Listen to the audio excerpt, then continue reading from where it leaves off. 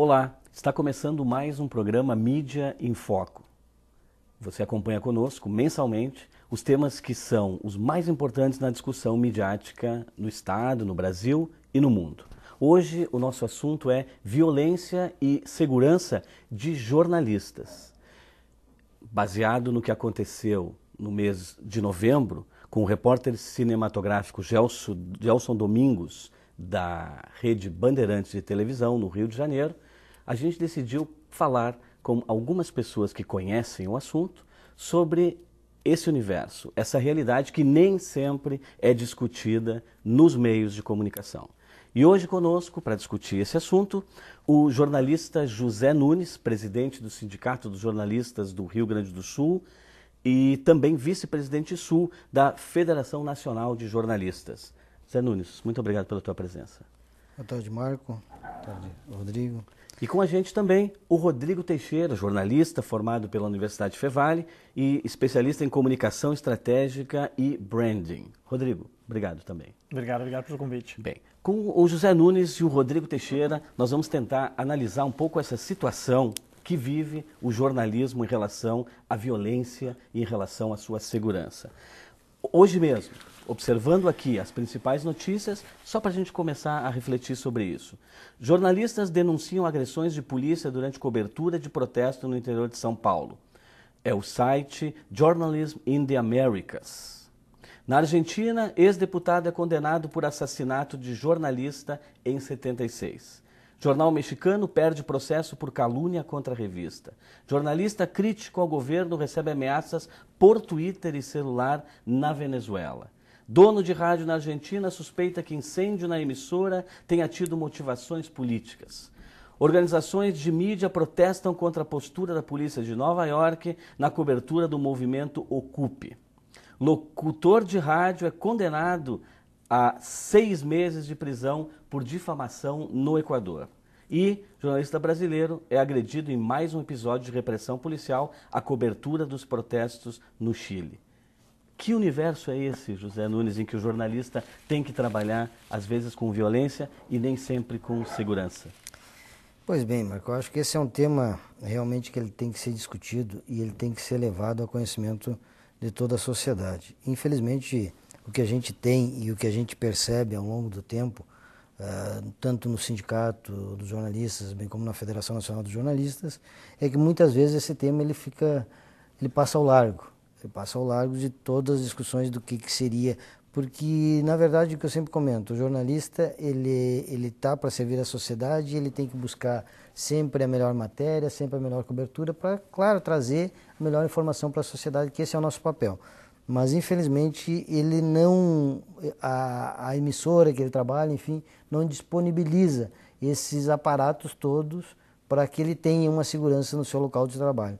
E infelizmente, isso também não é discutido pelas emissoras. Não é discutido, não é trazido, enfim, para a discussão do seu dia a dia como um compromisso daquele que está lá para levar a informação, de ter uma segurança no seu local de trabalho. Infelizmente, isso só vem à tona quando fatos como esse que você bem comentou no início do repórter cinematográfico da TV Bandeirantes, Gelson Domingos, acabou ocorrendo lá no Rio de Janeiro, onde ele acabou sendo morto. Infelizmente, é nesse momento que vem à tona assuntos como esse.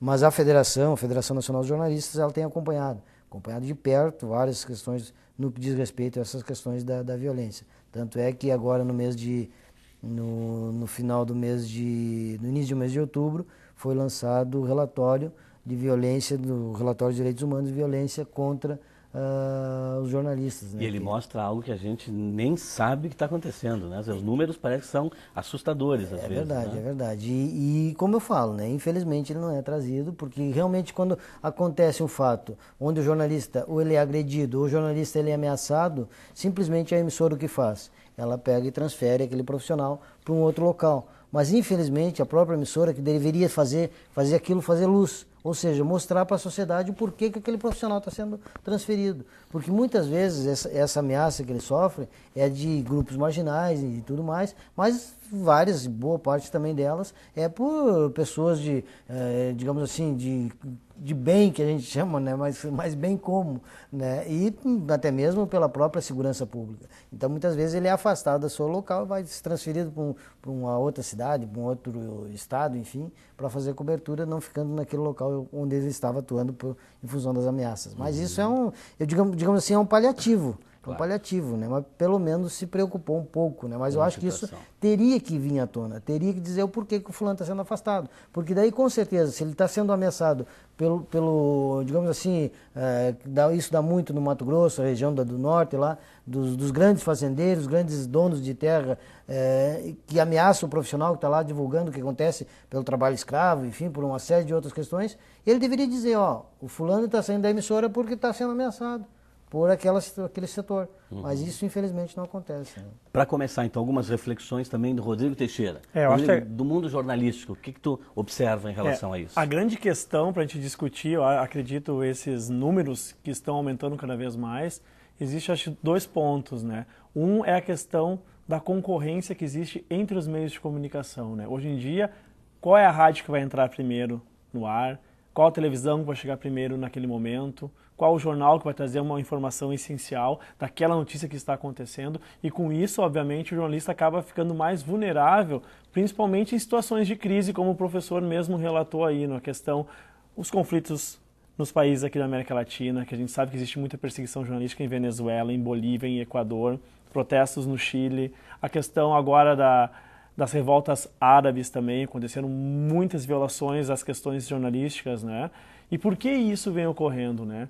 Porque há uma corrida para saber quem vai dar a notícia primeiro. E muitas vezes não é só pela empresa jornalística. Às vezes o próprio profissional está buscando ele receber uma premiação, ser congratulado por ser aquele que chegou primeiro naquele momento do fato, né? E com isso, obviamente, acaba ficando muito mais vulnerável à situação que está ocorrendo no dia a dia. Mas né? essa também não é um pouco a essência, Rodrigo e Zé Nunes, pergunto para vocês, do trabalho jornalístico? Porque alguém comentou dentro dessa discussão toda sobre o caso específico do assassinato do repórter cinematográfico Gelson Domingos, lá no Rio de Janeiro, da Band, que ele não deveria estar lá. Era uma questão levantada. Agora eu pergunto, ele não estava fazendo o seu papel como jornalista, indo em busca da notícia?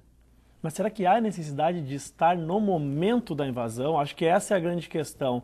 Eu tenho experiências aqui pelo Vale dos Sinos, né, de como a polícia trabalha com a imprensa aqui no Vale dos Sinos. A imprensa fica localizada junto ao quartel, da base de qual for das forças policiais, né? E somente após a operação ter sido finalizada é que aqueles profissionais se direcionam ao local. Lá eles estavam durante a operação. Sim. Eu acho que é uma questão de uma reflexão aí de saber, é isso realmente que a população quer ver? Nós sabemos que tem aumentado muito, né, os programas de televisão, de rádio, as notícias de jornais, de internet, que focam o jornalismo policial. E quem está na televisão sabe, né, Rodrigo, que cada vez que aparecem as imagens do ao vivo e dessas situações onde o Gelson também estava, o índice de audiência